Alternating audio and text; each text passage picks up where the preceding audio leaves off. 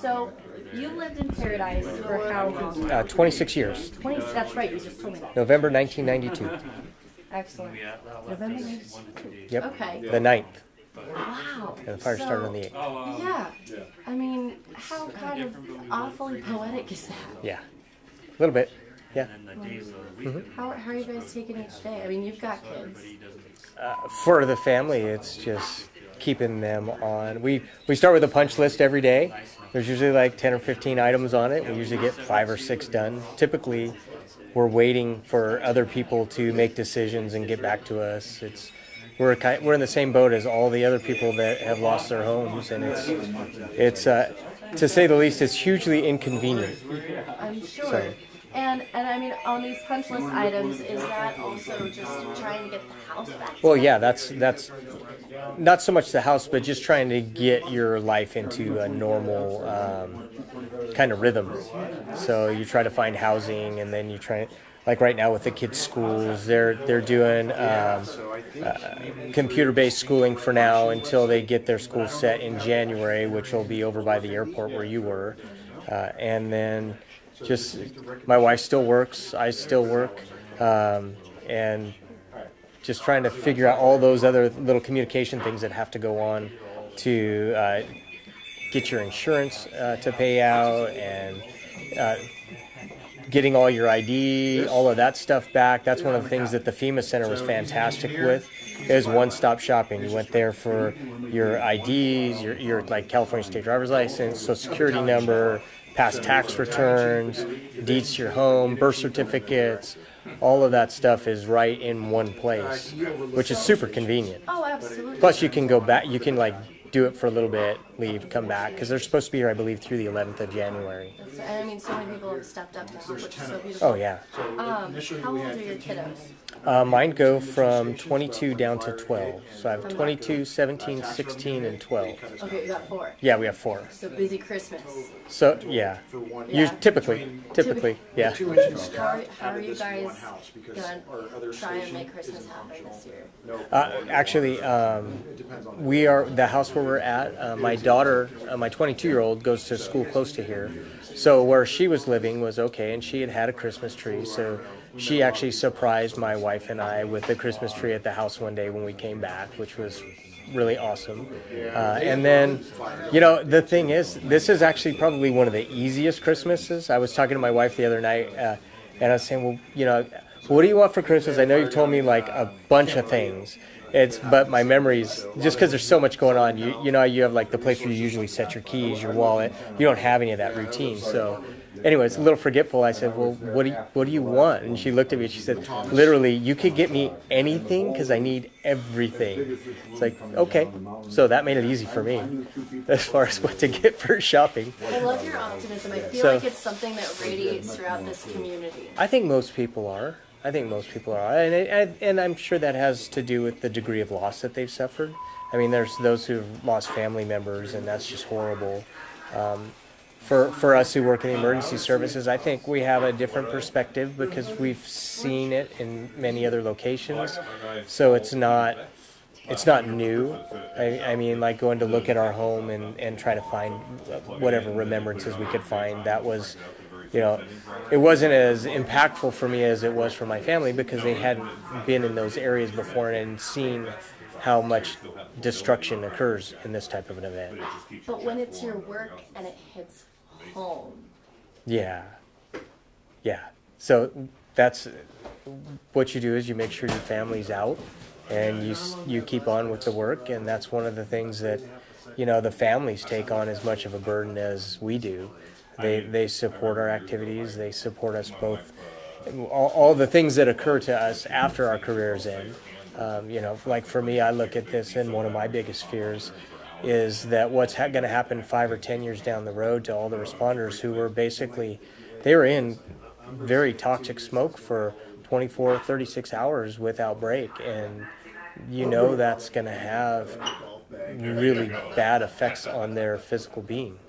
And that by the time that happens, most of the media will be gone, and there's not going to be the kind of support that we're receiving acutely from the incident. I mean, for me as a family, and for the fire department and sheriff's department and police department, there's been such an outpouring of support for all the first responders. It's been really fantastic, and greatly appreciated. But for me, I'm hopeful that those who end up having potentially catastrophic illnesses from this, that they'll get that support down the line. So you've got that beautiful metal never forget piece of artwork out Yes. front. Yes. Can you tell me about that just for a second? When we were Paradise Fire Department, one of the tasks that we would do with our probationary firefighters is we would give them a budget, and they needed to do something to improve the department. And one of our firefighters, AJ Mount, he was a Marine, had done multiple combat tours before coming to us. And that was his project, was to make a remembrance of the 9/11 events. So it holds multiple meanings now. Absolutely. Absolutely. Beautiful. Okay, and I'm almost done. I promise, Richard. No problem. So I apologize. I do have to take you back to that day because Okay. everyone wants to know what you saw and where you were when everything started and how everybody kind of didn't think it was a big deal until it was. Well, I don't know that any of us ever, in the first responder side, ever thought it was not a big deal. I could tell you that for me, at 6:29:55 seconds, I got dispatched to a vegetation fire in the Polga area, which is 7 miles-ish from the town of Paradise. By the time I got there, the first engine company officer had already started evacuation of that community. They asked us to, because I was in a small vehicle and there were small roads, to make access in there to help finish evacuating. By the time I got there, the sheriffs had already evacuated the area, and we had started receiving reports that the fire was on Concal already. Sheriff started evacuating Concal. We started directing resources in that area. That was probably a half hour into it. And then another half hour And later. for people who don't know this area, how huge of a span is That's that? like Why is that? that's like 2 miles, 3 miles from Polga to Concal. That was covered in about 30 minutes.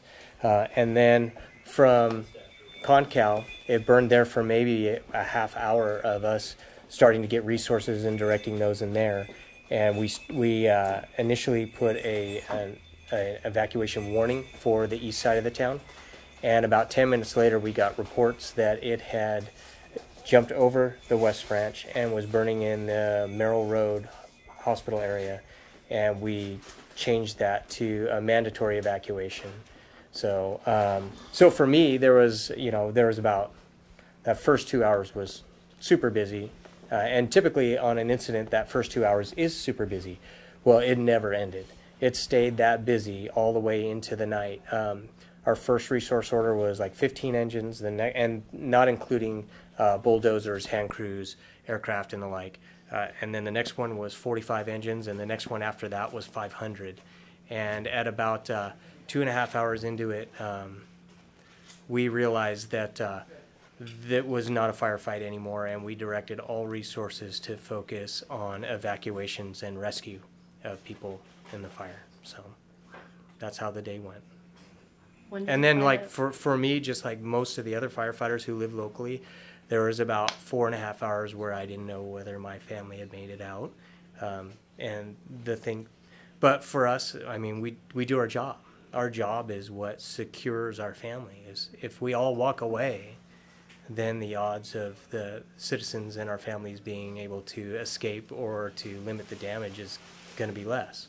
So we focus on our task and do what we can and hope and pray that our families make it. And in and amongst that, I had the opportunity to call my wife and say, hey, you guys need to go.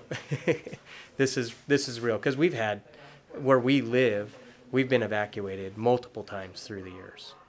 So last thing, before I ask you if you have anything else you'd like to add, how would you describe Paradise right now? We go through and we still see the rubble, but before you see that pasture land where it's this lime, beautiful green that shows growth. Would you say that that's kind of exemplary? I think Paradise is really hopeful for that. They're waiting on a lot of things. They're waiting to see what kind of federal aid they're going to actually receive. They're waiting to see what happens with their insurance, what the permit process is going to be like as far as rebuilding their homes. And while some people got into their homes based on location 3 weeks, 4 weeks ago, there's others who didn't get in till a few days ago. So there's many people, they may have known that their property was lost because there was a website that would tell you what the damage was and it would give you like one picture, but they didn't have access to actually experience the devastation and see the loss. So I would say right now, I mean, we're still in the middle of it. I mean, we're the person in the bar who just got cold cocked and is on the floor rolling around like what just happened. That's where they're at. So. Thank you for your time. Is there anything that you would like America to know about Paradise? That it is a wonderful community. I was telling Shelby about this earlier today. I said, you figured that the town had to be evacuated in about an hour. There's 20,000 structures in the town. If you can do one a minute in an hour, you'd have to have 300 individual resources up here to just do the evacuations. That's not possible with the resource density we have here. So what that means is that neighbors were helping neighbors, strangers were giving strangers rides. It was the evacuation, as dynamic and as fast oncoming as it was, it would have been, and it was truly catastrophic, and many people lost their lives, which is absolutely horrible and very, very sad. But without the citizens helping each other, it would have been much, much worse. I mean, for me personally, when we pulled the evacuation order for the first one, in my head I was thinking we were going to lose thousands of people. So that's how it is. And it still makes you emotional today. A little bit, yeah. Why? Because it was very impactful, and the potentials were huge, and I'm really thankful that so many people helped each other. I like to say the best part of humanity showed up that day. Wow, great line. So, Let's have lunch. anyways, okay, thank you. Thank you.